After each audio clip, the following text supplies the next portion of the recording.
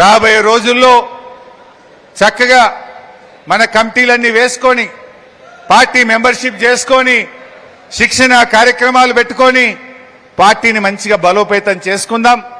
భవిష్యత్తు మనది ఉంటుంది. మా మనవరన్న నిర్ణయాలు గట్టిగానే వేసుకున్నాడు, కానీ ఇంకా కొద్దిగా గట్టిగా వేయాలి. ఇక బయలుదేరాలి. రోజు ఇక డి అంటే డి అనాలి. దేనికైనా తయారు ఉండాలి.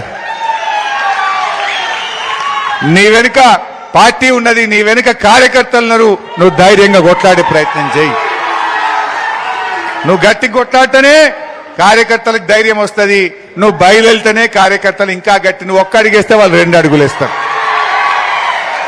సో అందువల్ల మిత్రులారా, మంచి నాయకులు ఉన్నారు వేదిక మీద, అంతా సీనియర్ నాయకులు. మా రాములన్న గాని, మా రాకేష్ గాని, సత్యనారాయణ రెడ్డి గాని, మా శంకరన్న గాని, మా రఘువీర్ సింగ్ గాని, అందరూ హేమీలు ఉన్నారు. కలిసి పనిచేయండి, కలిసి ఉద్యమం చేయండి, కలిసి ప్రభుత్వం మీద పోరాడండి. భవిష్యత్తు మనదే. మనకంటే కార్యకర్తలు మనకు ముఖ్యం. ఇవాళ మనం ఆ కార్యకర్తల కోసం అందరం కూడా కలిసి పనిచేయాలి.